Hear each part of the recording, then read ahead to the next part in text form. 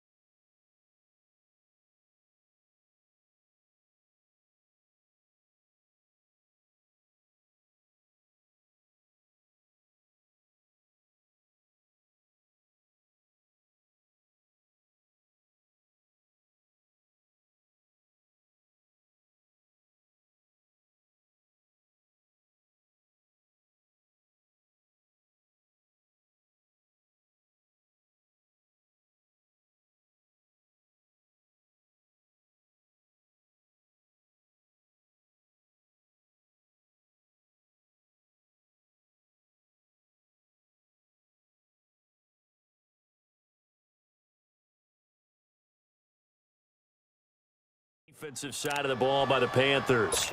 They'll have 2 remaining as we step aside here in this first quarter. He'll field this at the 5. A good return there, 17 yards. And the Panthers will take over now, 1st and 10. So here are the Panthers now for their opening drive. They're led out by their big-bodied electric quarterback, Cam Newton. And his stat line last week, that's not going to get him to the Pro Bowl. All right, no touchdowns, no interceptions, but they won. And so the bottom line for him is team won, managed the game effectively, led them to victory. He's doing all the right things. The 4th down run successful. Now they look to pay it off on 1st down. They'll run it now out of the gun. A beautiful spin and room to run. And he's able to plow forward up to about the 29, just shy of the 30. These are his numbers from last week's contest.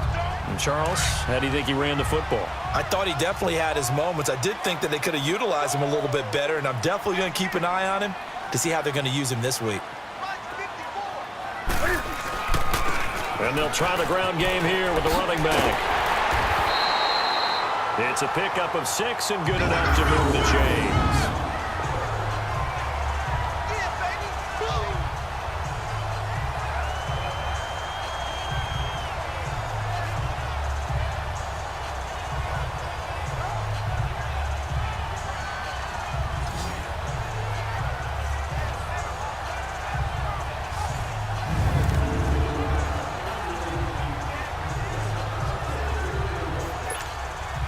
So from the 36 now, 1st and 10.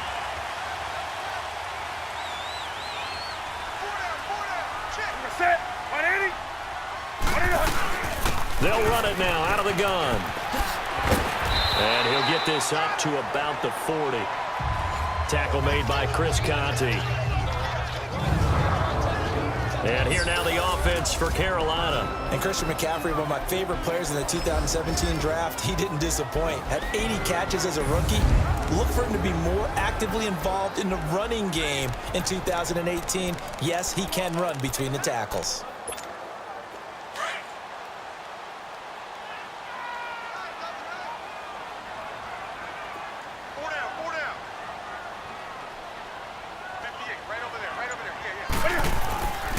And they'll run it here. And he'll be taken down at the 46-yard line. Defensively here, you're facing a top 5 team in terms of points scored in the NFL. So when they're that high powered, you've got to find a way to hold them under 20. Because to me, that's the magic number. 20 points scored gives yourself you give yourself your best chance to win. So if they're up around 24, 28, 30, they could be in some trouble. And I think so, because then you turn it into a shootout, and that means your offense has to keep pace. Now a play fake here on first down. To the right side, and he's got more, complete. And he'll be brought down just shy of midfield at the 49-yard line. The completion good for 3, and it's second down. Brandon, perfect defense in this situation would have meant that there was an incompletion. They would have picked it off. Okay, so they gave up the completion. But I really enjoyed watching how the defense stayed in sync, stayed in great communication. And as he dragged across each zone, you see him pointing, communicating. There he is, and they passed him off to each defender. Ended up making a nice play, even though it was complete. I know the scouting report on him is that he doesn't possess the eye discipline to be an elite linebacker, and what that means is his ability to read, react, and make a play. But on that one, he looked like one of those guys.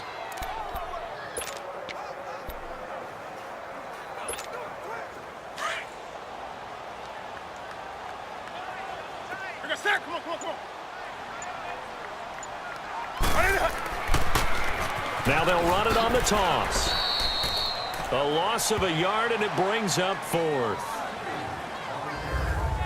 I like the strategy.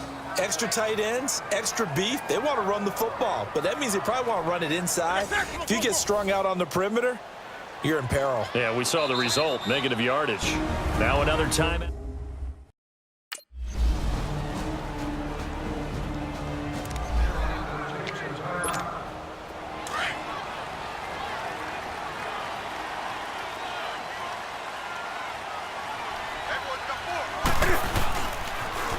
Now they'll run it on the toss. Even with the nice move, can't go very far. Stop short of the 30. Call it a gain of 4 on first, and that'll make it second down.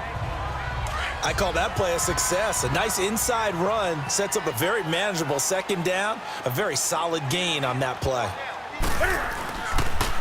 Now they'll run it on the toss. And he tried to bounce it outside, but they'll stop him behind the line. That'll be a loss of a yard, and it leads to a 3rd down. Part of the thinking when you bring in extra tight ends, you're hoping that each of your guys gets those one-on-one blocks and creates a crease for your runner. You know what the converse is, though?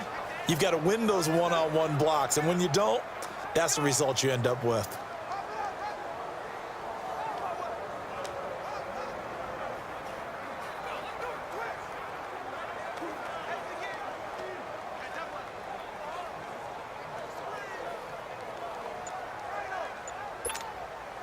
And on 3rd down, a nickel formation here defensively. And now with the time of the play clock almost up, Ron Rivera's going to call a timeout. And with that, they're now out of timeouts, and still plenty of time remaining here in this second quarter.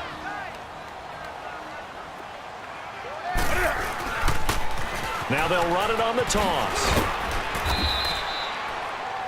No gain on the play there, and it'll bring up 4th down. He makes a one.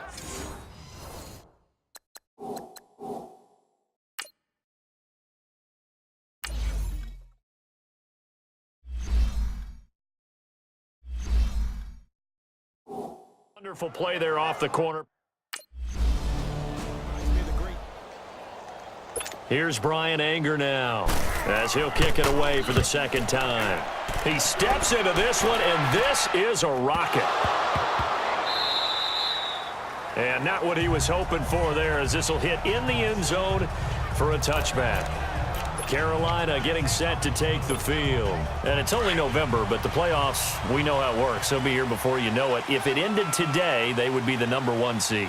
And that's a great spot to be in, but I love the phrase, if it ended today. And I'll guarantee you, that's what they've discussed in their locker room, in their meeting rooms. Yeah, we know where we'd be if it ended today, but we also know it's not ending today. Right. So they've got to continue to play the type of ball that put them in the spot where they're #1 in their conference. And they'll go on the ground. Had the nifty footwork, but only able to get it to his own 20. 2 yards on the carry there, and it's going to lead him to 3rd down. 2 minutes to go here in the first half. Back with more from Charlotte after this. A reminder, once we hit halftime, as we do all season, we'll send it down to Jonathan Coachman in Orlando. He'll have all the stats and scores from games in progress around the NFL. The best multitasker in the business, the coach. And down he'll go at the 25. Then now the...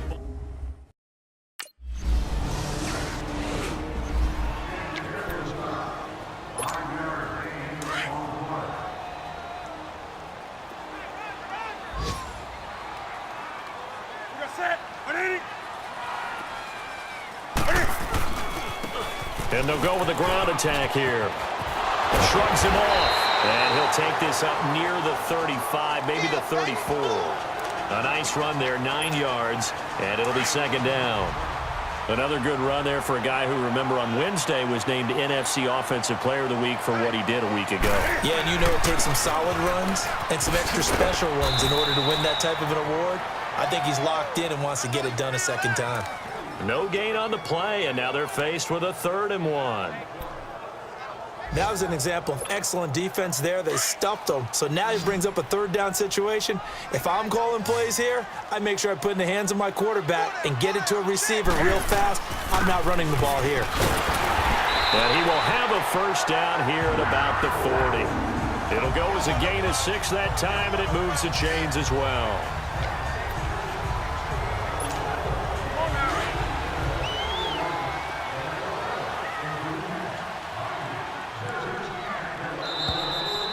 So a couple due to time constraints.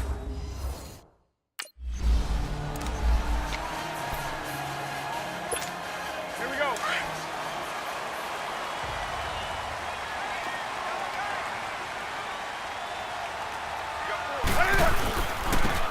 And they'll go ground game here with a tailback. Room here to run. And now look at him go. Oh, and now he bowls him over.